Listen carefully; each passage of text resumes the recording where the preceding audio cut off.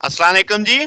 आज का टॉपिक हम देखने वाले हैं स्टैटिस्टिक्स ऑफ एक्सट्रिंसिक सेमीकंडक्टर। अब हम जानते हैं एक्सट्रिंसिक सेमीकंडक्टर में दो टाइप्स हम पढ़ते हैं, एन टाइप और पी टाइप। तो दोनों की अलग अलग स्टैटिस्टिक्स देखेंगे।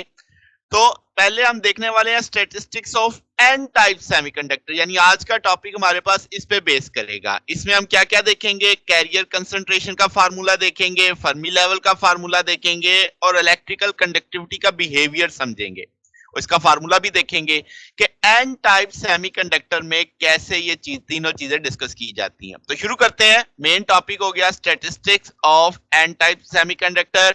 तो पहली चीज जो पढ़ने वाले हैं वो है कैरियर कंसंट्रेशन। अगर आपने देखा, कल के लेक्चर में भी हमने देखा कि जो आपके पास ड्रिफ्ट बैंड बनता था, वहां से इलेक्ट्रॉनों का जंप करके जाना कंडक्शन में आसान था, क्योंकि ये इंतहाई करीब था इसके। ठीक है, वैलेंस से यहां तक जाने के लिए ज्यादा एनर्जी चाहिए थी। तो बात हम पहले शुरू कर लेते हैं कि let's say N type semiconductor में एन डी वो नंबर ऑफ इंप्योरिटी एटम है जो आपके पास ड्रिफ्ट बैंड के अंदर हैं। ठीक है, अब ये जो एन डी एटम है किसी भी टेम्परेचर पे ये आयनाइज हो जाएंगे और कुछ आयनाइज हो जाएंगे, कुछ अनआयनाइज रहेंगे।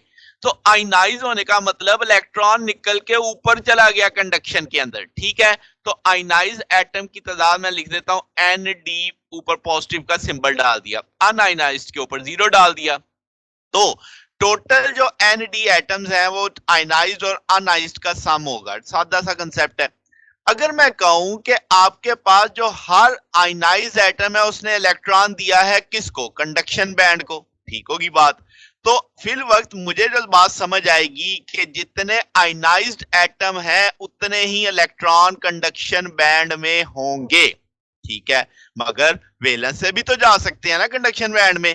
तो वो जो आपके पास कुछ इलेक्ट्रॉन जिनको मैं एन वी का नाम दे देता हूं, वो हैं जो वैलेंस से गए हैं कंडक्शन तक।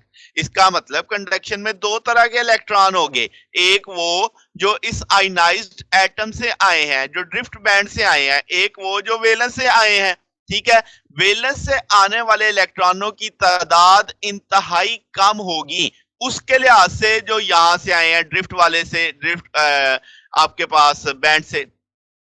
तो अब क्या है जनाब कि आपके पास टोटल तो जाहिर अल्टीमेटली दो ही है ना, दो जगह से आने वाले हैं। तो मैं आपके पास कंडक्शन बैंड में जो इलेक्ट्रॉन है उसे हम एन सी का नाम दे देते हैं। हमें बात समझ आ गई कि कंडक्शन के अंदर इलेक्ट्रॉन को हमने किससे रिप्रेजेंट किया। तो जनरल फार्मूला अगर हम देखें तो हमने कंसंट्रेशन निकाली थी, ये हमने इंट्रिंसिक में भी फार्मूला ड्राइव किया था, ये फार्मूला। अब यहाँ पे ई एन सी बराबर आ जाएगा कैपिटल एन सी, ये कांस्टेंट के तौर पे था, exponential minus E C conduction minus E F over K T. अगर मैं इनको अलग अलग करके लिख देता हूं तो आप इसका नेगेटिव अंदर ले जाओगे तो ये इस तौर पे लिखा जाएगा। फर्मी एनर्जी के लिए जो टूल आपके पास है हमने निकाला हुआ है 1/2 K T natural N D over N C E C plus E D over F. वो वैल्यू हम यहाँ पे प्लेस कर देंगे। उसकी वैल्यू के प्लेस करने से थोड़ा सा फार्मूले में अरेंजमेंट आएगी।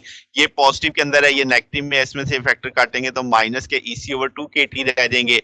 एक्सपोनेंशियल को अंदर लाएंगे तो दो काम उससे पहले किए कि इन दोनों का 2 के टी डिनोमिनेटर में था, इकट्ठा करके लिख दिया। इसकी 1/2 थी पावर, वो जो मल्टीप्लाई था नेचुरल से उठा के ऊपर लेके, ठीक होगी बात।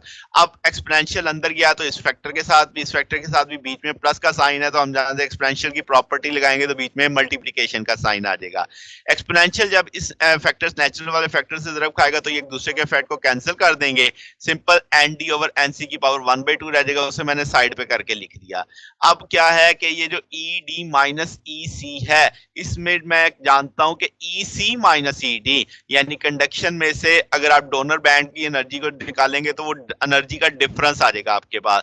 तो चूंकि मेरे पास ई डी माइनस ई सी है तो माइनस डेल्टा ई लिखना पड़ेगा। और ये इसकी पावर, ये एन सी की पावर 1 है, इसकी 1/2 है, तो ये भी 1/2 बच जाएगी। तो इसको एज ऐसे लिखा जा सकता है N C N D whole power 1/2 के तौर पे। ठीक है, तो डेल्टा ई आपको समझ आ गई कि ये वो आयनाइजेशन या एक्साइटेशन एनर्जी है जो डोनर इलेक्ट्रॉन को मिलेगी डोनर बैंड से कंडक्शन बैंड तक के लिए। अच्छा, अब जो नंबर ऑफ इलेक्ट्रॉन है कंडक्शन बैंड में वो किस पे डिपेंड कर रहे हैं? तो अगर आप देखो तो वो स्क्वायर रूट यानी 1/2 के वाला जो फैक्टर है डेंसिटी ऑफ डोनर स्टेट्स पे, यानी आपके पास जो तादाद है कंडक्शन में और डोनर में, ठीक है? तो इसी सोच पे हम कह सकते हैं कि जो होल्स होंगे वो भी प्रोपोर्शनल होंगे किसके, square root of donor concentration के, जहां पे जो मौजूद होंगे एन टाइप के अंदर। ठीक होगी बात। अब फर्मी लेवल की बात करते हैं तो हम जानते हैं कि इंट्रिंसिक सेमीकंडक्टर की जब बात करते हैं तो फर्मी लेवल मिडल में होता है किसके, आपके पास यानी कंडक्शन और वैलेंस के अंदर। मगर जब हम डोनर इम्प्योरिटी ऐड करते हैं क्रिस्टल में तो हम ये अज्यूम करते हैं कि तमाम डोनर आयनाइज्ड हो चुके हैं, उनके इलेक्ट्रॉन ने ऑक्यूपाई स्टेट की है कहाँ पे, कंडक्शन के बॉटम के ऊपर। तो इसका मतलब आपके पास यानी एक ज्यादा डिफिकल्ट होगा कि वैलेंस बैंड में एनर्जी गैप उसके लिए क्रॉस करना, क्योंकि वैलेंस से वही जहां तक जा पाएगा जिसकी एनर्जी सबसे ज्यादा होगी।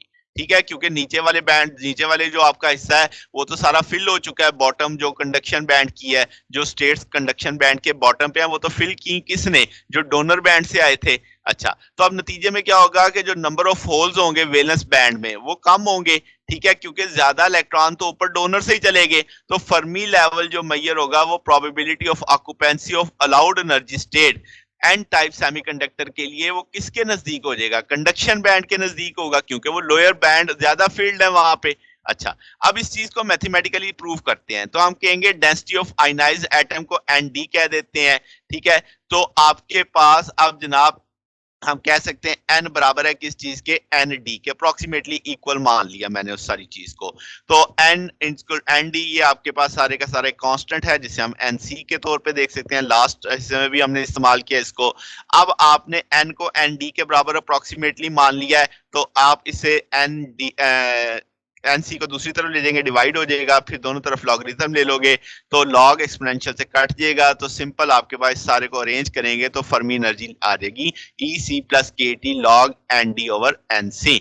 तो इससे पता चलता है कि फर्मी एनर्जी बिल्कुल कंडक्शन बैंड के बॉटम पे लाई कर रही है। ठीक है, फिर इलेक्ट्रिकल कंडक्टिविटी की बात करते हैं तो इलेक्ट्रिकल कंडक्टिविटी का टूल हमने पढ़ा हुआ है कि N E mu, mu mobility को रिप्रेजेंट कर रहा होता है, चूंकि हम एन टाइप में है तो इलेक्ट्रॉन होंगे, तो एन ई ई म्यू भी, एन ई का टूल अभी अभी हमने ऊपर डिस्कस किया है, वो वैल्यू मैंने यहाँ पे प्लेस कर दी। इन सारों को अरेंज करके तो ये कांस्टेंट के रूप में आ जाएगा जिसे हम सिग्मा नॉट के तौर पे लेंगे। तो अब ये टूल है जो मेरे पास इलेक्ट्रिकल कंडक्टिविटी बताएगा एन टाइप सेमीकंडक्टर की। ठीक है, तो हम यहाँ से देखेंगे कि जब टेम्परेचर लो होगा तो लीनियर इंक्रीज आएगा कंडक्टिविटी में, और जब टेम्परेचर हाई होगा तो बहुत तेजी से इंक्रीज आएगा कंडक्टिविटी में। अब वजह इसकी फिजिक्स क्या है वो फिजिक्स हमने डिस्कस करनी है। तो अगर मैं आप इस ग्राफ में ए टू बी का रीजन देख रहे हैं तो ये 1/t का ग्राफ है, याद रखिएगा। तो हम जानेंगे कंडक्टिविटी आपकी इंप्योरिटी की वजह से है, और इंप्योरिटी लेवल जो आपके पास कंडक्शन बैंड के इंतहाई करीब है, मामूली से टेम्परेचर के ऊपर भी वो आयनाइज्ड होंगे और वो इलेक्ट्रॉन कहाँ चले जाएंगे, कंडक्शन बैंड में। तो लीनियर बिहेवियर आपको दिखाई दे रहा है कि आपके पास कंडक्शन बैंड आपके पास इंप्योरिटी कंडक्शन रीजन कहलाता है। अब जो बी सी वाला रीजन है आपको दिख रहा है कि इसमें तो कंडक्टिविटी बढ़ ही नहीं रही। ठीक है, तो अब होता क्या है कि जो इंप्योरिटी एटम है वो स्मॉल होती है, हमने डोपिंग इंतहाई कम की होती है, जब वो सब के सब आयनाइज्ड हो जाते हैं तो फर्दर तो इलेक्ट्रॉन डोनर को देने की सलाहियत ही नहीं रखता, यानी मजीद इलेक्ट्रॉन तो कंडक्शन डोनर से कंडक्शन में नहीं जा सकते। तो वैलेंस बैंड बड़ी दूर है, वो उसके पास अभी इतनी एनर्जी नहीं है कि वो वैलेंस से जंप करके किस में जा सके, कंडक्शन में जा सके। तो आपके पास एक सर्टन रीजन ऐसा आ जाता है कि जब कंडक्टिविटी बढ़ती नहीं है तो उस रीजन में हम कह देते हैं कंडक्टिविटी कांस्टेंट होगी। इस रीजन को हम इंप्योरिटी एग्जॉस्ट रीजन बोलते हैं। और सीडी रीजन देखें तो टेम्परेचर बढ़ गया। अब जब आपके हाई टेम्परेचर रीजन है सीडी में है तो कंडक्टिविटी आपके पास किस क्या, इंट्रिंसिक कंडक्टिविटी, यानी वो एक इंट्रिंसिक के तौर पे बिहेव करना शुरू कर देता है, यानी कि एक तरह से वैलेंस से कंडक्शन में जाने वाला मामला शुरू हो जाता है। इतनी हाई उनके पास यानी आपके पास एनर्जी आ जाती है, थर्मल एनर्जी, कि वो डायरेक्टली आपके वैलेंस बैंड से किस में जाना शुरू हो जाते हैं, कंडक्शन बैंड में। तो वो एकदम शूट शुरू हो जाता है, वहां पे एकदम आपके पास कंडक्टिविटी लेवल बढ़ जाता है। ठीक है, तो इस टेम्परेचर रीजन में हम कहेंगे होल्स पैदा होने शुरू हो जाएंगे, वो कहां पे, वैलेंस बैंड के अंदर, जिसकी वजह से कंडक्टिविटी में क्या आया, राइज आया है। तो ये जनाब हमारे पास बिहेवियर था एन टाइप का, हमने उसकी कंसंट्रेशन देखी, हमने उसका फर्मी लेवल देखा, हमने उसके इलेक्ट्रिकल कंडक्टिविटी को देखा। अगर आपने इसमें कोई बात पूछनी हो, डाउट हो तो नीचे कमेंट्स में पूछ सकते हैं। वीडियो अच्छी लगी हो तो वीडियो को लाइक कीजिएगा, दोस्तों के साथ शेयर कीजिएगा, चैनल को सब्सक्राइब कर दीजिएगा। अब तक के लिए इतना ही, बाकी इंशाल्लाह फिर नेक्स्ट देखेंगे। ओके, अल्लाह हाफिज।